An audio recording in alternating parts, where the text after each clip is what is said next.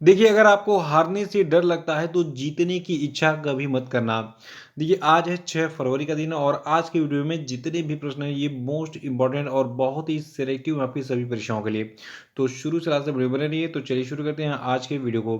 लेकिन बता दो, अगर आप आज के वीडियो की पीडीएफ को डाउनलोड करना चाहते हैं तो वीडियो के डिस्क्रिप्शन बॉक्स में और हमारा जो टेलीग्राम चैनल है वहाँ पे आज के वीडियो की पीडीएफ लिंक मिल जाएगी। देखिए, टेलीग्राम चैनल को अगर आपने ज्वाइन नहीं किया तो उसको ज्वाइन कर लीजिएगा। वीडियो के डिस्क्रिप्शन बॉक्स में ही इसकी लिंक दी गई है। बाकी हमारे सारे सोशल मीडिया की लिंक आपको वीडियो के डिस्क्रिप्शन बॉक्स में मिल जाएगी। और देखिए, जो लोग हैं वो चैनल को सब्सक्राइब जरूर कर लेंगे और बेल आइकन प्रेस कर देंगे ताकि आने वाले सभी वीडियो का नोटिफिकेशन मिलता रहे। और वीडियो को लाइक और शेयर भी कर दीजिएगा। और देखिए, वार्षिकांक 2022-23 का जो पीडीएफ है इसको मैंने जो तैयार कर दिया है। वीडियो के डिस्क्रिप्शन बॉक्स में इसकी भी लिंक मिल जाएगी। देखिए, आज का हमारा पहला प्रश्न है कि 2027 के फुटबॉल एशियाई कप की मेजबानी कौन करेगा। तो देखिए, 2027 का जो फुटबॉल एशियाई कप होगा इसकी मेजबानी सऊदी अरब करेगा।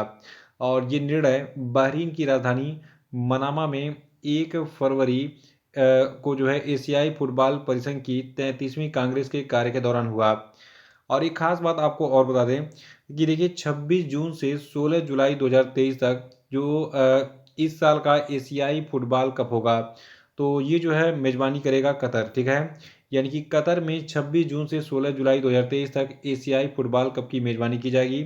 बाकी 2027 का जो फुटबॉल एशियाई कप है इसको सऊदी अरब मेजबान करेगा, यानी सऊदी अरब की मेजबानी में इसका आयोजन होगा। देखिए, पहले ये आयोजन भारत करने वाला था लेकिन भारत ने कहा कि हम नहीं करेंगे, मेरा मन नहीं कर रहा है। ठीक है, तो सऊदी अरब 2027 के फुटबॉल एशियाई कप का मेजबान है। और दूसरा कि हाल ही में किस देश के पूर्व राष्ट्रपति परवेज मुशर्रफ का निधन हो गया। तो देखिए, परवेज मुशर्रफ पाकिस्तान के पूर्व राष्ट्रपति थे। राष्ट्रपति का ये आतंकवादी था। ठीक है, और इसको कई बार जेल वेल में डाल के कूटा भी गया था। तो देखिए, मुशर्रफ लंबे समय से एक बीमारी थी जिसका नाम है अमाइलाइडोसिस बीमारी, इससे जूझ रहा था और ये दुबई के अस्पताल में इलाज करवा रहा था। और देखिए, ये बहुत समय से दुबई में ही था। ठीक है, पाकिस्तान छोड़ के भगा हुआ था, नहीं तो पाकिस्तान वाले इसको जेल में डाल के कूटते हैं। देखिए, परवेज मुशर्रफ 20 जून 2001 से 18 अगस्त 2008 तक जो है पाकिस्तान का राष्ट्रपति रहा था। देखिए, इसको जो है शायद फांसी की सज़ा भी हुई थी 2020 या 21 के समय में। तो खैर हो नहीं पाई क्योंकि ये अपना देश छोड़ के भग गया था। तो पाकिस्तान के पूर्व राष्ट्रपति परवेज मुशर्रफ का हाल ही में निधन हो गया है, याद रखिएगा। और विश्व कैंसर दिवस देखिए सबसे इम्पोर्टेंट दिवस है। विश्व कैंसर दिवस बहुत बार एग्जाम में पूछा गया है। इसको हम 4 फरवरी को हर साल मनाते हैं। देखिए, विश्व कैंसर दिवस की स्थापना सन 2000 में कैंसर के खिलाफ पहले विश्व शिखर सम्मेलन के दौरान की गई थी।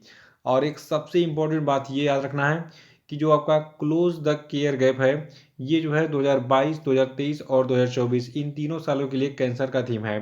यानी कि 2022 में भी और 2023 में भी और 2024 में भी एक ही थीम है कैंसर का, जिसका नाम है विश्व कैंसर दिवस का ये थीम है क्लोज द केयर गैप।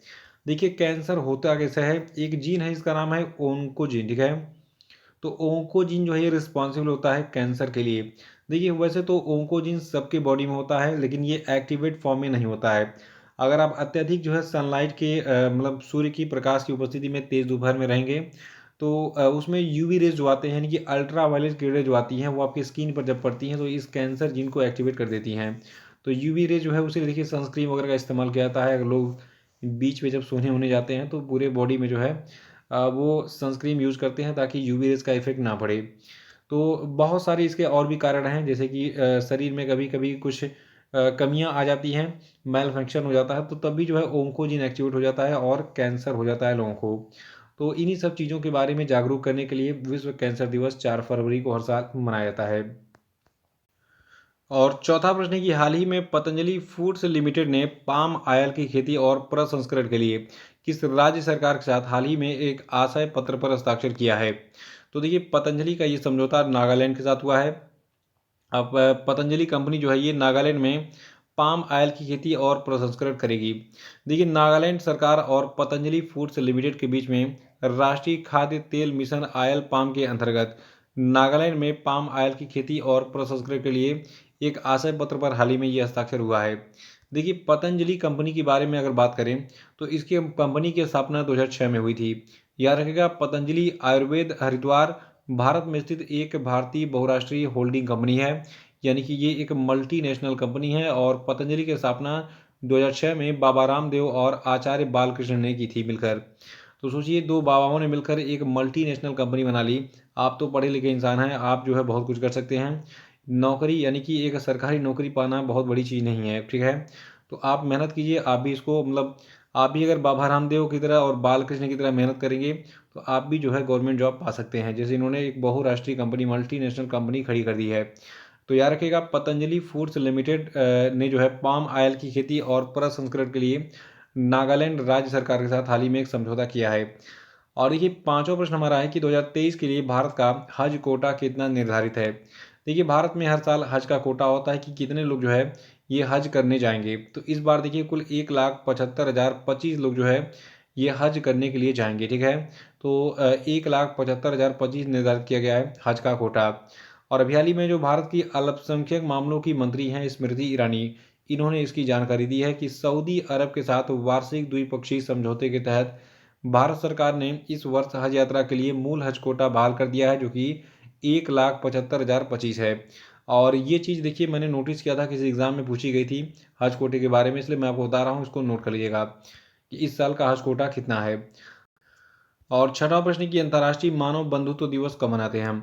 तो देखिए, हर साल 4 फरवरी को अंतर्राष्ट्रीय मानव बंधुत्व दिवस मनाया जाता है। और आपको बता दूं, जो आपका ये अंतर्राष्ट्रीय मानव बंधुत्व दिवस है, इसको अंग्रेजी में हम international day of human fraternity कहते हैं। और आपको बता दूं, जो आपका मानव बंधुत्व है, इसका पहला अंतर्राष्ट्रीय दिवस 2021 में आयोजित किया गया था। देखिए, संयुक्त राष्ट्र महासभा ने 21 दिसंबर 2020 को 4 फरवरी को मानव बंधुत्व दिवस के रूप में मनाने की घोषणा की थी। और उसके बाद 2020 की इस घोषणा के बाद 2021 में पहली बार ये दिवस मनाया गया था। और ये जो आपका अंतर्राष्ट्रीय मानव बंधुत्व दिवस है, ये दिवस विश्व अंतर धार्मिक सद्भावना सप्ताह का एक हिस्सा है, जिसे फरवरी के पहले सप्ताह के दौरान मनाया जाता है, जैसा कि 2010 में संयुक्त राष्ट्र महासभा के दौरान घोषित किया गया था। सातवां प्रश्न कि हाल ही में किस देश ने अपनी मुद्रा से ब्रिटिश राजशाही की तस्वीरें हटाने की घोषणा की है। तो देखिए, ये देश आपका ऑस्ट्रेलिया है, जिसने अपनी मुद्रा से ब्रिटिश राजशाही की तस्वीरें हटाने की घोषणा की है। देखिए, रिजर्व बैंक आप जो ऑस्ट्रेलिया है, ठीक है, इसने कहा है कि ये एक नए डिज़ाइन पर स्वदेशी लोगों से परामर्श करेगा। देखिए, अब तक जो महारानी महारानी एलिजाबेथ थी, जब तक इनका निधन नहीं हुआ था, तब तक $5 का जो ऑस्ट्रेलियाई नोट था, उस पर उनका फोटो था। यहाँ पे देखिए छोटा सा दिख रहा है फोटो इनका, ये 5 का नोट है। खैर, इसको मैंने गोल कर दिया है काट के। देखिए, ऑस्ट्रेलिया एक स्वतंत्र देश है, लेकिन आज तक ऑस्ट्रेलियाई राज्य का प्रमुख ब्रिटिश सम्राट है। देखिए, वर्तमान में किंग चार्ल्स तृतीय ऑस्ट्रेलिया के प्रमुख हैं, हालांकि उनकी भूमिका प्रतीकात्मक है। वैसे तो देखा जाए, जितने भी कॉमनवेल्थ देश हैं, जैसे कि भारत भी है, तो प्रतीकात्मक रूप से ऑस्ट्रेलिया सॉरी ब्रिटेन ही जो है भारत का एक तरीके से कहा जाए हेड है। लेकिन अब ऐसा नहीं है, भारत एक स्वतंत्र देश है, ठीक है। तो इस पर बहुत सारा विवाद चलता है, बहुत सारे अपने देखोगा सोशल मीडिया में बहुत सारे लोग इंटरव्यू देते रहते हैं कि भारत को लीज पर आज़ादी मिली है। तो ऐसा कुछ नहीं है। देखिए, कॉमनवेल्थ के बारे में आपने पढ़ा होगा। कॉमनवेल्थ में वही सभी देश शामिल हैं। कॉमन कह सकते हैं हम कि कॉमनवेल्थ उन सभी देशों का समूह है जो कभी ब्रिटिश के गुलाम थे। जैसे कि भारत भी, जैसे देखिए, अंग्रेजों का गुलाम रहा कुछ समय तक। आठवां कि हाल ही में किस कंपनी के शेयरों को अमेरिकी सूचकांकों से हटाया गया। तो देखिए, अडानी ग्रुप, देखिए गौतम अडानी भारत का सबसे बड़ा फ्रॉड बनने जा रहा है। तो इसकी जो अडानी एंटरप्राइजेज है, अमेरिका ने कहा कि यार ये चूतिया टाइप की कंपनी जो है, इसको हटाओ हमारे यहाँ से। तो अमेरिकी सूचकांकों से हटा दिया गया है अडानी एंटरप्राइजेज के शेयरों को। यानी कि अब अडानी के शेयर जो है अमेरिकी सूचकांक में नहीं दिखेंगे। जैसे भारत के दो सूचकांक है, BSE और NSE, ठीक है, स्टॉक एक्सचेंज।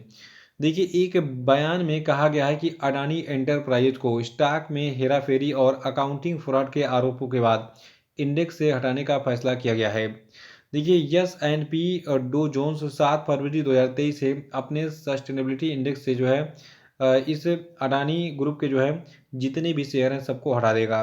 देखिए, इससे पहले आपको बता दूं, ये तो अमेरिका की बात है, भारत में भी जो है अडानी ग्रुप की 3 कंपनियों को जो है ब्लॉक किया गया था, जिसमें आपका अंबुजा सीमेंट भी शामिल था, ठीक है। तो अब धीरे धीरे अडानी जो है इसका शेयर नीचे गिर रहा है, हमें लग रहा है ये बैंक करप्ट ना हो जाए और कहीं ये भी देश छोड़ के भाग ना जाए। तो अगर आपने अडानी ग्रुप में निवेश किया है, उसके शेयर वगैरह खरीदे हैं भारत में, तो तुरंत अपने शेयरों को सेल आउट करके वहाँ से हट जाइए, ठीक है, नहीं तो आपका बहुत बड़ा लॉस हो सकता है। और नवा प्रश्न है कि हाल ही में, देखिए मेरा उद्देश्य किसी को क्रिटिसाइज करना नहीं है, बस जो लोग देश का पैसा खाकर बैंकों का पैसा LIC का पैसा लेकर उसको डुबा दे रहे हैं, थोड़ा सा उनसे नफरत सी हो जाती है कि मतलब यहाँ पे बच्चे जो है सरकारी नौकरी के लिए 50,000 की नौकरी के लिए दिन रात पढ़ाई लिखाई करके स्ट्रगल कर रहे हैं, और यहाँ पे अरबों खरबों रुपया जो है ये भारत के जितने भी पूंजीपति हैं ये कर्जा ले लेकर जो है ये उस पैसे को लेकर भग जा रहे हैं। ठीक है, तो बहुत ही ये गंदी बात है, और मतलब मुझे लगता है कि बहुत ही घृणित काम है ये। नवा प्रश्न है कि हाल ही में किस भाषा के प्रसिद्ध लेखक केवी तिरुमलेश का निधन हो गया।